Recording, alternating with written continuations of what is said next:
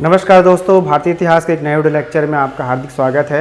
अभी हम अध्ययन कर रहे हैं वैदिक सभ्यता के बारे में और वैदिक सभ्यता से संबंधित ये हमारा तीसरा वीडियो लेक्चर है। अगर आपने इससे पहले के 2 वीडियो लेक्चर को नहीं देखा है तो उससे संबंधित लिंक हमारे डिस्क्रिप्शन बॉक्स में मिल जाएगा।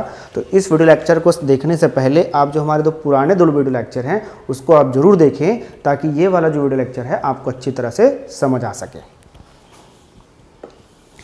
अगर ये आपको वीडियो अच्छा लगता है तो इसे लाइक कीजिए और सब्सक्राइब भी कीजिए। और ऐसा बोला जाता है कि ज्ञान बांटने से बढ़ता है। तो अगर आपको अच्छा लग रहा है ये वीडियो तो अपने दोस्तों को भी इस वीडियो से रिलेटेड लिंक को शेयर कीजिए। तो आज के वीडियो लेक्चर में हम पढ़ेंगे ऋग्वैदिक समाज के बारे में। इससे पहले वाले वीडियो लेक्चर में हमने पढ़ा था ऋग्वैदिक काल की राजनीतिक संरचना के बारे में। आज के वीडियो लेक्चर में हम पढ़ेंगे ऋग्वैदिक समाज और ऋग्वैदिक कालीन अर्थव्यवस्था के बारे में। तो जो ऋग्वैदिक काल का जो समाज है उसके बारे में जानने से पहले आप एक बात अच्छी तरह से समझ लीजिए कि जो ऋग्वैदिक काल के जो आर्य थे अभी बहुत ज़्यादा विकसित अवस्था में नहीं है जैसे हड़प्पा वाले लोग थे, है ना। अभी किस अवस्था में है? अभी ये कबीलाई अवस्था में है। तो कबीलाई अवस्था में रहने की वजह से इनका जो समाज है काफ़ी हद तक कैसा होगा? समतामूलक होगा, है ना। मतलब समानता ज़्यादा होगी और भेदभाव कम से कम होंगे। किस काल में? ऋग्वैदिक काल में। अब जो ऋग्वैदिक काल की जो सबसे प्रमुख विशेषता है वो ये है कि इस काल का जो समाज है वो कैसा है? पितृसत्तात्मक है। पितृसत्तात्मक इसका मतलब क्या कि किसी भी परिवार में पिता की वैल्यू बहुत ज़्यादा है। मतलब ऋग्वैदिक काल के समाज में जो परिवार पाए जाते थे उसमें पिता की वैल्यू बहुत ज़्यादा होती थी, बहुत महत्वपूर्ण रोल प्ले करता था। ऐसे कई उदाहरण मिलते हैं कि पिता ने अपने पुत्र को अंधा भी कर दिया। मतलब यह प्रदर्शित करता है कि ऋग्वैदिक कालीन समाज में पिता की बहुत ज़्यादा महत्वपूर्ण भूमिका थी और वह किसी अपने परिवार के सदस्यों को किसी भी तरह का दंड दे सकता था। ठीक है। इसके अलावा चूंकि ये पितृसत्तात्मक है इसलिए इस काल के जो निवासी जो होंगे, इस काल के जो लोग होंगे वो पुत्र प्राप्ति की कामना करेंगे। अब पुत्र प्राप्ति की कामना क्यों कर रहे हैं? क्योंकि इस काल का जो समाज हो कैसा है? पितृसत्तात्मक है। तो पितृसत्तात्मक होने की वजह से इस काल के लोग पुत्र प्राप्ति की कामना ईश्वर से करेंगे। अब ऋग्वेद के 10वें मंडल में 4 वर्णों का वर्णन हमें मिलता है। ठीक, लेकिन ऐसा माना जाता है कि जो 10वां मंडल जो है ऋग्वेद में बाद में जोड़ा गया है। तो इस आधार पर कह सकते हैं कि हो सकता है कि ये जो 10वां मंडल में जो वर्ण व्यवस्था की बात कही गई है वह ऋग्वेद काल के अंतिम दौर में कही गई होगी। अगर हम ऋग्वेद काल के प्रारंभिक दौर को देखें तो हम पाते हैं कि इसमें किसी भी प्रकार का वर्ण के आधार पर कोई भी विभाजन हमें नजर नहीं आता है। और बाद में जब वर्ण के आधार पर जब समाज का जो विभाजन किया जाता है तो वो भी कब किया जाता है? बाद के दौर में किया जाता है। ठीक, तो प्रारंभिक दौर में ऋग्वैदिक समाज में किसी भी प्रकार का हमें विभाजन नजर नहीं आता है ना। यहाँ पर मुख्यतः 3 प्रकार के लोग हैं। एक तो है पुरोहित, दूसरा योद्धा और तीसरा वैश्य, है ना। ये जो शूद्र का जो कॉन्सेप्ट है वो ऋग्वेद काल के अंतिम दौर में नजर आता है। ठीक है। तो ये 4 वर्णों के बारे में समझने से पहले हम ये जान लें कि वर्ण का मतलब क्या होता है। तो वर्ण का मतलब होता है रंग। ठीक है, क्या मतलब होता है? रंग। अब ये कॉन्सेप्ट कहाँ से आया? तो ऐसा मानते हैं जो इतिहासकार हैं, है ना, कि जो आर्य जो थे कहाँ से आए थे? मध्य एशिया से आए थे। तो मध्य एशिया से आने की वजह से उनका रंग गोरा था और यहाँ के जो मूल निवासी थे उनका रंग सांवला था। तो इसीलिए उस रंग के आधार पर किसकी उत्पत्ति हुई? वर्ण की उत्पत्ति हुई। वर्ण का मतलब क्या होता है? मैंने पहले ही बताया, रंग होता है। और ये रंग के आधार पर भेदभाव क्यों चालू हुआ? क्योंकि जो आर्य थे मध्य एशिया से आए थे इसलिए वो गोरे थे और यहाँ के जो मूल निवासी थे वो कैसे थे? सांवले थे। इसीलिए क्या हुआ कि वर्ण के रंग के आधार पर पहले भेदभाव प्रारंभ हुआ, फिर बाद में क्या हुआ कि इसका विस्तार होता चला गया। और हम जब ऋग्वैदिक काल के बाद उत्तर वैदिक काल में पहुँचते हैं तो हम देखते हैं कि जो वर्ण व्यवस्था है वो बहुत ज़्यादा क्या हो जाती है? रिजिड हो जाती है, बहुत ज़्यादा कठोर हो जाती है। लेकिन ऋग्वेद काल में ऐसी कठोरता हमें नज़र नहीं आती है। इस समय का जो वर्ण व्यवस्था है वह व्यवसाय के आधार पर बटा हुआ है। इस बात को हम कैसे पुष्ट कर सकते हैं कि जो वर्ण का जो आधार है व्यवसाय है? क्योंकि एक व्यक्ति ऋग्वेद में बोलता है कि मैं कवि हूँ, मेरे पिताजी वैद्य हैं और मेरी जो माता है वो अनाज कूटने का काम करती है। तो इस आधार पर हम निष्कर्ष में पहुँचते हैं कि जो ऋग्वैदिक काल का जो समाज है उसमें जो वर्ण व्यवस्था है बहुत ज़्यादा कठोर नहीं हुई है। लेकिन जब उत्तर वैदिक काल में जब हम पहुंचते हैं तो वर्ण व्यवस्था काफ़ी हद तक कठोर हो चुका है। अब जन्म के आधार पर वर्ण व्यवस्था का क्या हो रहा है, निर्धारण हो रहा है और जिसे बदला नहीं जा सकता। ठीक, ये कब होगा, ये उत्तर वैदिक काल में होगा। लेकिन जो ऋग्वैदिक कालीन समाज है तो प्रारंभिक दौर में समतामूलक है, लेकिन जैसे जैसे हम ऋग्वेद काल के अंत की तरफ पहुंचते हैं तो हम पाते हैं कि जो ऋग्वैदिक कालीन समाज है वो 4 वर्णों में बंट चुका है। अब ये 4 वर्ण कौन कौन से हैं, ब्राह्मण, क्षत्रिय, वैश्य और शूद्र, है ना। ऋग्वेद में ही 10वें मंडल में एक पुरुष सूक्त है, उसमें वर्णन मिलता है कि विराट पुरुष के मुंह से ब्राह्मणों का जन्म हुआ, भुजाओं से क्षत्रियों का जन्म हुआ और जंघाओं से वैश्य का जन्म हुआ और पैर से शूद्र का जन्म हुआ। इसलिए ये माना जाता था कि जो शूद्र का काम है वो ये है कि ऊपर के जो 3 वर्ण के लोग हैं उनका सेवा करना। ठीक है, लेकिन मैं फिर से बता दूं आपको कि ऋग्वैदिक काल के समाज में ये विभाजन बहुत ज़्यादा कठोर नहीं था। इसकी जो कठोरता है वो समय के साथ साथ बढ़ती जाती है और उत्तर वैदिक काल और सूत्र काल में जब हम पहुँचते हैं तो हम पाते हैं कि वर्ण व्यवस्था भारतीय समाज की प्रमुख विशेषता बन चुकी है। अब महिलाओं की स्थिति के बारे में देख लेते हैं। तो इस समय महिलाओं की स्थिति बहुत ज़्यादा अच्छी है ना। जैसे बाल विवाह नहीं होते थे, महिलाओं की जो शादी का जो उम्र होता था वो 16 से 17 वर्ष होता था और महिलाएं अपने पसंद के युवक से क्या कर सकती थी, शादी कर सकती थी, विवाह कर सकती थी अपने पसंद के लड़के के साथ में।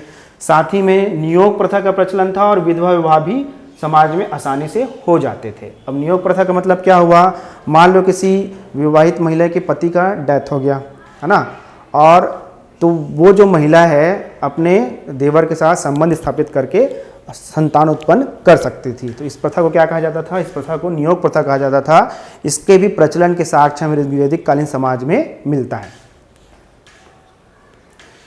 इसके अलावा जो इस समय की जो महिलाएं थी वो विद्या अध्ययन भी करती थी।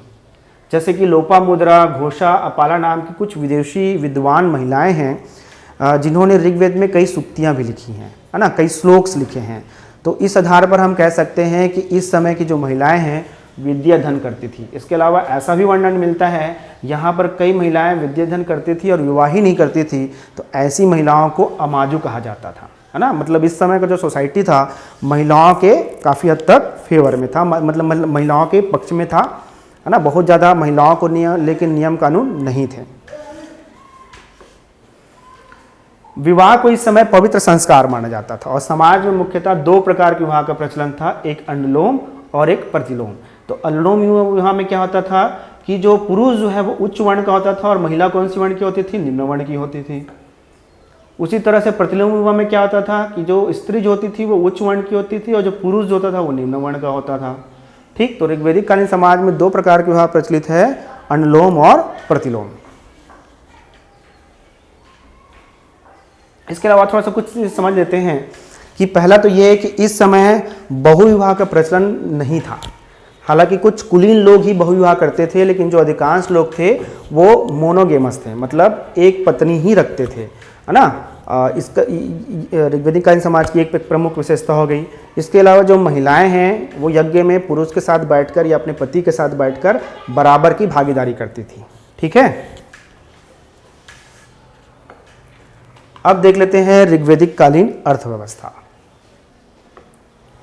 तो जो ऋग्वैदिक काल के जो लोग थे, है ना, वो अभी प्रारंभिक अवस्था में थे। जैसे कि मैंने पहले बताया, हड़प्पा सभ्यता जैसे बहुत ज़्यादा विकसित अवस्था में नहीं थे। इनकी आजीविका का जो प्रमुख स्रोत था वो क्या था, पशुपालन। और पशुपालन में किसका सबसे अधिक महत्व था, गाय का महत्व था, है ना। गाय का जो वर्णन है ऋग्वेद में 176 बार आता है और यहाँ तक कि धनी व्यक्ति को क्या कहा जाता था, गोमत, मतलब गाय से ही जोड़ा जाता था। उसी तरह से राजा क्या कहा जाता था, गोपति कहा जाता था।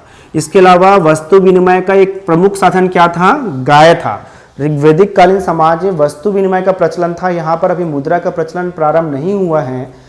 मतलब एक वस्तु के बदले दूसरी वस्तु खरीदी जाती थी, तो उसमें भी गाय का बहुत ज़्यादा महत्वपूर्ण रोल था। यहाँ तक कि उस व्यक्ति को रीच समझा जाता था जिसके पास गायों की संख्या बहुत ज़्यादा होती थी, है ना। इसलिए देखिएगा कि धनी व्यक्ति को क्या कहा जा रहा है, गोमत कहा जा रहा है। राजा क्या कहा जा रहा है, गोपति कहा जा रहा है। इसके अलावा युद्ध के लिए भी किस शब्द का प्रयोग करते थे, गविष्टि। मतलब जो युद्ध का जो प्रमुख कारण था वो क्या था, गायों की खोज करना। मतलब अधिक से अधिक गायों पर कब्जा करने के लिए भी उस समय क्या किया जाता था, युद्ध किया जाता था। विभिन्न कबीलाओं के बीच जो युद्ध होता था वो किसके लिए होता था? गायों की संख्या को बढ़ाने के लिए, मतलब अपने कबीले में गायों की संख्या को बढ़ाने के लिए क्या होता था? युद्ध होता था, इसलिए इसे क्या कहा जाता था? गविष्टि कहा जाता था। उसी तरह से ऋग्वेद में बार बार पणि नामक व्यक्ति की चर्चा हुई है और ऐसा माना जाता है कि जो पणि जो है ये पशुओं की चोरी कर लेता था। ठीक, जो पणि जो है पशुओं की चोरी कर लेता था। तो इस आधार पर हम बोल सकते हैं कि जो आर्य थे वो पशुपालक थे और उनके जीवन में किसका महत्वपूर्ण स्थान था? गाय का महत्वपूर्ण स्थान था। अभी वो हाथी से परिचित नहीं है, लेकिन घोड़े के विषय में जानते हैं। अभी जो कृषि है वो वैदिक सभ्यता में प्रारंभिक अवस्था में है ना।